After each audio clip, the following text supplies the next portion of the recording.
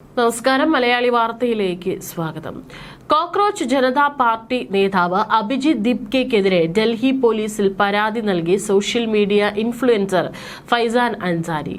മഹാരാഷ്ട്രയിൽ വെച്ച് അഭിജിത്ത് ദീപ്കെയുടെ ആളുകൾ തന്നെ ആക്രമിച്ചതായാണ് അൻസാരി ആരോപിക്കുന്നത്. തന്റെ ആരോപണങ്ങൾക്ക് തെളിവുണ്ടെന്നും അവ രേഖാമൂലം ഡൽഹി DCPക്ക് പരാതിയായി നൽകിയെന്നും അൻസാരി അറിയിച്ചു. CJP പാർട്ടിയുടെ സ്ഥാപകനായ അഭിജിത്ത് ദീപ്കെക്കെതിരെ ഡൽഹി DCPക്ക് രേഖാമൂലം പരാതി നൽകിയിട്ടുണ്ട്. അദ്ദേഹത്തിന്റെ ആളുകൾ തന്നെ ആക്രമിച്ചതിന് തെളിവുണ്ട്. പൂനെയിലാണ് താൻ ആക്രമിക്കപ്പെട്ടത്. അതിന്റെ പേരിൽ ഇതിനകം 2 കേസുകൾ ഫയൽ ചെയ്തിട്ടുണ്ട്. സമീപകാലത്ത് ഡൽഹിയിൽ പ്രതിഷേധം നടത്തിയ ആക്ടിവിസ്റ്റ് സോനം വാങ്ചുക്കിനെ കരുതൽ തടങ്കിലാക്കിയ സർക്കാരിന്റെയും പോലീസിന്റെയും നടപടിയെ അഭിനന്ദിക്കുന്നു. കൃത്യസമയത്ത് നടത്തിയ ഈ ഇടപെടലാണ് തലസ്ഥാനത്തെ ക്രമസമാധാന നില വഷളാകാതെ സംരക്ഷിച്ചത്. സ്വന്തം നേട്ടത്തിന് വേണ്ടിയാണ് ദീപ്കെ ഇതെല്ലാം ചെയ്തത്. ഉടനെ അദ്ദേഹത്തെ അറസ്റ്റ് ചെയ്യണമെന്നാണ് ഫൈസൽ അൻസാരി പറഞ്ഞത്.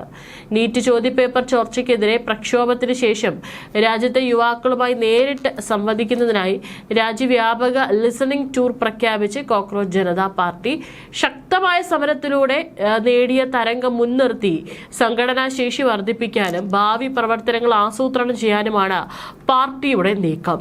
പാർട്ടിയുടെ ഭാവി റോഡ് മാപ്പിന് അന്തിമ രൂപം നൽകുന്നതിനായി മഹാരാഷ്ട്രയിലെ ഛത്രപതി സംഭാജി നഗറിൽ ബുധൻ വ്യാഴം ദിവസങ്ങളിൽ 2 ദിവസത്തെ തന്ത്രപരമായ യോഗം ചേരുമെന്നും പാർട്ടി എക്സിലൂടെ അറിയിച്ചു. CJP സ്ഥാപകൻ അഭിജിത്ത് ദീപ്കെ, പാർട്ടിയുടെ ഔദ്യോഗിക വക്താക്കൾ, പ്രമുഖ സംഘടനാ നേതാക്കൾ എന്നിവർ യോഗത്തിൽ പങ്കെടുക്കും.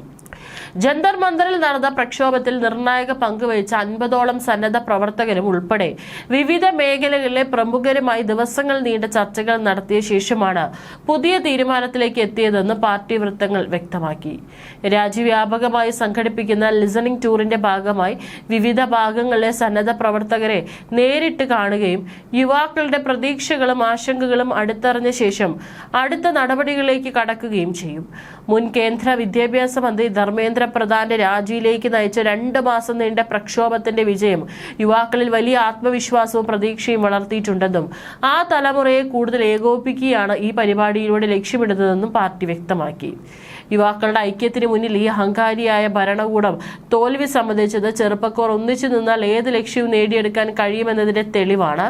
തങ്ങളുടെ യുവാക്കളുടെ പ്രതീക്ഷകളെ അർത്ഥവത്തായ പ്രവർത്തനങ്ങളാക്കി മാറ്റാൻ ആവശ്യമായ മികച്ച പാതയൊരുക്കുകയാണ് തങ്ങളുടെ ടീം ചെയ്യുന്നതെന്നാണ് CJP ചീഫ് വക്താവ് സൗരവ് ദാസ് പറഞ്ഞത്.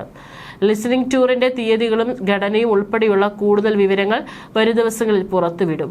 നീറ്റ് വിരുദ്ധ സമരത്തിലൂടെ രൂപപ്പെട്ട ജനകീയ അടിത്തറ കൂടുതൽ ശക്തമാക്കാനും പാർട്ടിയുടെ രാഷ്ട്രീയ സംഘടനാ തന്ത്രങ്ങൾക്ക് പുതിയ രൂപം നൽകാനും ഈ ഔട്ട്റീച്ച് പരിപാടിയിലൂടെ സാധിക്കുമെന്നാണ് CJPയുടെ വിലയിരുത്തൽ. രാഷ്ട്രീയ ആശയവിനിമയ തന്ത്രജ്ഞനായ അഭിജിത്ത് ദീപ്കെ മെയ് മാസത്തിൽ ആരംഭിച്ച ഇന്ത്യയിലെ ഒരു യുവജന മുന്നേറ്റ രാഷ്ട്രീയ പ്രസ്ഥാനമാണ് കോക്രോച്ച് ജനതാ പാർട്ടി. രാഷ്ട്രീയ പാർട്ടിയായി ഔദ്യോഗികമായി രജിസ്റ്റർ ചെയ്തിട്ടില്ല.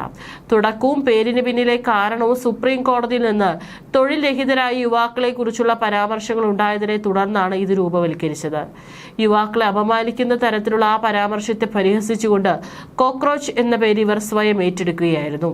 സമൂഹ മാധ്യമങ്ങളിലൂടെ അതിവേഗം വളർന്ന ഈ കൂട്ടായ്മ ലക്ഷക്കണക്കിന് യുവാക്കളുടെ പിന്തുണ നേടി ശ്രദ്ധേയമായി. പ്രധാന ലക്ഷ്യങ്ങളും സമരങ്ങളും തൊഴിലില്ലായ്മ പരിഹരിക്കുക, വിദ്യാഭ്യാസ സമ്പ്രദായത്തിലെ വീഴ്ചകൾ തിരുത്തുക തുടങ്ങിയ ആവശ്യങ്ങൾ ഉന്നയിക്കുന്നു. നിയമപരവും നീതിന്യായപരവുമായ വിവിധ മാറ്റങ്ങൾക്കായി ഇവർ വാദിക്കുന്നു. CJP പ്രതിഷേധവുമായി ബന്ധപ്പെട്ട കേസുകൾ പിൻവലിക്കുന്ന കാര്യത്തിൽ സംസ്ഥാന സർക്കാരുകൾക്ക് തീരുമാനമെടുക്കാമെന്ന് സുപ്രീം കോടതി വ്യക്തമാക്കി. പ്രതിഷേധക്കാർക്കെതിരെ പുതിയ FIRകൾ രജിസ്റ്റർ ചെയ്യില്ലെന്ന് കേന്ദ്ര സർക്കാർ കോടതിയെ അറിയിച്ചതിന് പിന്നാലെയാണ് സുപ്രീം കോടതിയുടെ നിർണായക നിരീക്ഷണം. പാർലമെന്റിലേക്ക് നടത്തിയ മാർച്ചിനിടെ ഉണ്ടായ സംഭവങ്ങൾ അന്വേഷിക്കുന്നതിനായി സുപ്രീം കോടതി മുൻ ജഡ്ജിയുടെ നേതൃത്വത്തിൽ ഉന്നത അധികാര സമിതി രൂപീകരിക്കുമെന്ന് ചീഫ് ജസ്റ്റിസ് സൂര്യകാന്ത് ജസ്റ്റിസുമാരായ ജോയിസ് മല്യ, ബാഗ്ചി, V മോഹന എന്നിവർ ബെഞ്ച് അറിയിച്ചു. പ്രതിഷേധത്തിനിടെ അമിതമായ പോലീസ് ബലപ്രയോഗം നടന്നെന്ന ആരോപണത്തിൽ കോടതി ആശങ്ക പ്രകടിപ്പിച്ചു. ബലപ്രയോഗത്തിന് ഉത്തരവാദികളായ പോലീസ് ഉദ്യോഗസ്ഥർക്ക് അനാവശ്യ സംരക്ഷണം നൽകാൻ പാടില്ലെന്നും അതേസമയം വിദ്യാർത്ഥി പ്രതിഷേധത്തിന്റെ മറവിൽ ക്രിമിനൽ പശ്ചാത്തലമുള്ളവർക്ക് നിയമപരമായി പരിരക്ഷ ലഭിക്കരുതെന്നും ചീഫ് ജസ്റ്റിസ് വ്യക്തമാക്കി.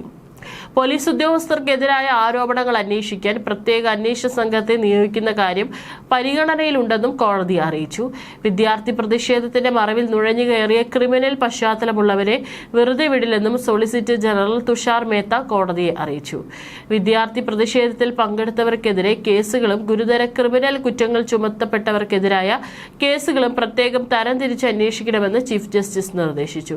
കൊലപാതകം പോലുള്ള ഗുരുതര കുറ്റകൃത്യങ്ങളിൽ പ്രതികളായവരെ മാത്രമേ ക്രിമിനൽ വിഭാഗത്തിൽ ഉൾപ്പെടുത്താവൂ എന്നും ചെറിയ കേസുകളോ രാഷ്ട്രീയ പ്രതിഷേധങ്ങളുമായി ബന്ധപ്പെട്ട കേസുകളോ അതിൽ ഉൾപ്പെടുത്തരുതെന്നും സുപ്രീം കോടതി വ്യക്തമാക്കി. പ്രതിഷേധത്തിൽ പങ്കെടുത്തു എന്ന കാരണത്താൽ മാത്രം ഗുരുതര കുറ്റകൃത്യങ്ങളിൽ പ്രതികളായവർക്ക് നിയമപരമായ സംരക്ഷണം ലഭിക്കില്ലെന്നും കോടതി വ്യക്തമാക്കി. അടുത്ത വാദത്തിന് മുമ്പായി എല്ലാ കക്ഷികളും മറുപടികൾ സമർപ്പിക്കണമെന്നും നിർദ്ദേശിച്ച കോടതി കേസ് ഓഗസ്റ്റ് 18 വീണ്ടും പരിഗണിക്കും.